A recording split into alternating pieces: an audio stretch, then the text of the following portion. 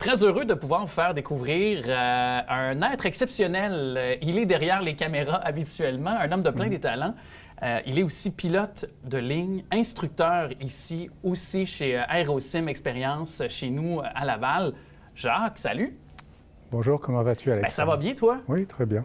Et je le disais, parce que d'habitude, on te retrouve derrière les caméras chaque semaine, mais là, tu nous fais découvrir, c'était vraiment à ton tour de nous faire découvrir une de tes passions. Tu es pilote de ligne, instructeur ici chez Aerosim Expérience. Moi, je veux savoir comment l'aviation, tout d'abord, est débarquée dans ta vie. Moi, j'ai toujours pensé à l'aviation depuis l'âge de 8 ans. Donc, j'ai toujours voulu être pilote. Dès l'âge de 16 ans, j'ai commencé à piloter sur des planeurs. Après ça, j'ai fait du vol moteur à 18 ans. Et à 23 ans, j'étais pilote de ligne déjà. Donc, mais aujourd'hui, les jeunes, c'est pareil. Aujourd'hui, à 22-23 ans, ils sont pilotes de ligne. D'ailleurs, la formation de devenir un pilote, chez nous au Canada, on doit aller suivre une formation? C'est sur le long terme aussi? Ou? Bien sûr. Tu vas chercher, au lieu d'aller au cégep, les jeunes en général vont dans une école de pilotage. Ils vont chercher un AEC, une attestation d'études collégiales.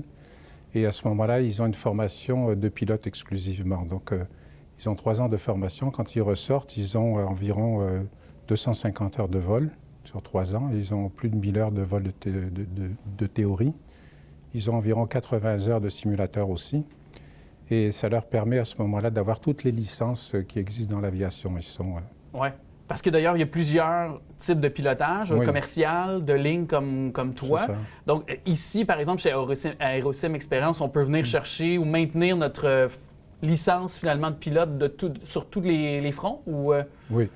C'est-à-dire qu'on peut venir ici faire du simulateur pour s'entraîner, soit pour s'entraîner pour des procédures IFR qu'on appelle, c'est l'Instrument Flying, donc les Instrument Flight Rules.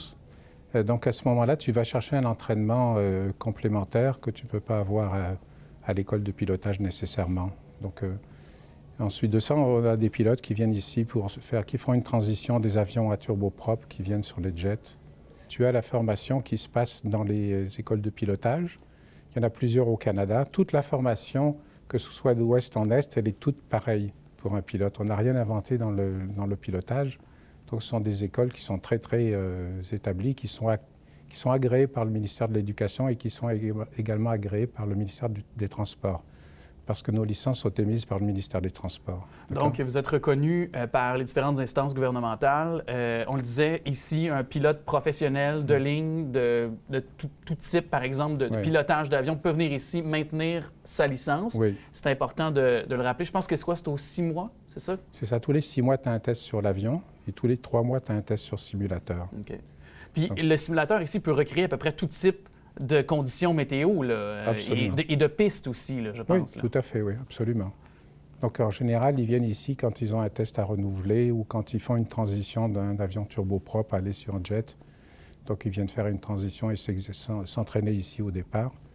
Et puis c'est comme ça que ça fonctionne. Si on est quelqu'un qui est curieux, peu importe l'âge qu'on a, on veut s'initier au domaine de l'aviation, comment ça fonctionne pour quelqu'un qui nous regarde actuellement dès notre entrée ici chez Aerosim Expérience? OK, on a plusieurs choses. Il y a d'abord les camps de jour que l'on a pour les jeunes durant l'été. Ce sont des jeunes souvent qui sont motivés par l'aviation ou qui veulent faire une carrière dans l'aviation, qui ont entre 14 et 16 ans à peu près.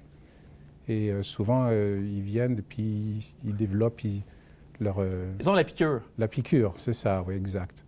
Donc à ce moment-là, on les dirige, on les aiguille, on leur donne des renseignements, comment se présenter aux écoles et tout ça.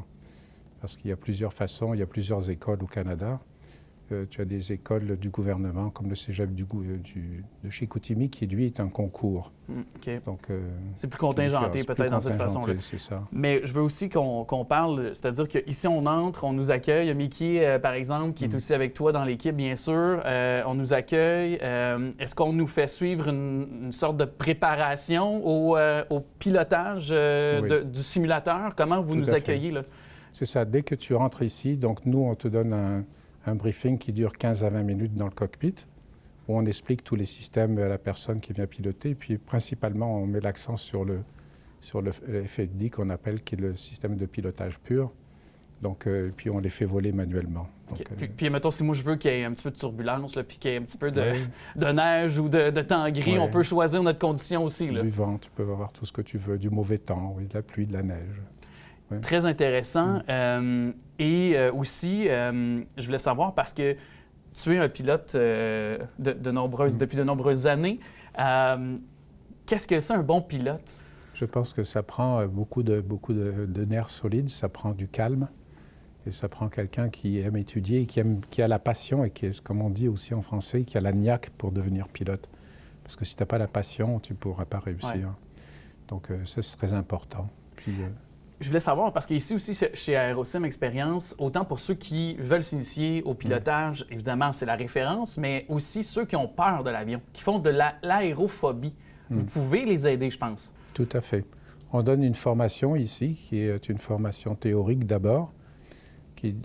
Ensuite, on donne une formation très courte quand même dans le cockpit du simulateur, où on montre aux gens, on leur explique un petit peu tout, comment fonctionne l'aviation, quelles sont les licences des pilotes, la maintenance, la météo, tout ce qui peut se passer lors d'un vol.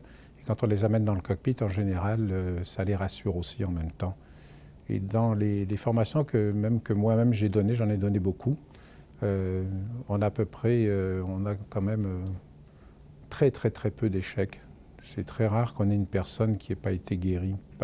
C'est sûr que c'est progressif, ils ont beaucoup de travail à faire de leur côté, mais s'ils suivent nos recommandations et puis nos conseils, ils y arrivent. Ça permet d'atténuer l'anxiété. Tout à fait, tout à fait. Et de les aider pour éventuellement peut-être voler puis vivre l'expérience d'être à bord d'un Boeing, par exemple, d'un avion aussi de ligne. Merci beaucoup, Jacques, de nous avoir fait découvrir ta passion à toi. Et j'ai été charmé par mon expérience ici, essayer le simulateur de vol. Et c'est à Laval en plus, c'est chez nous. Aerosim Expérience, tous les liens sont au bas de l'écran.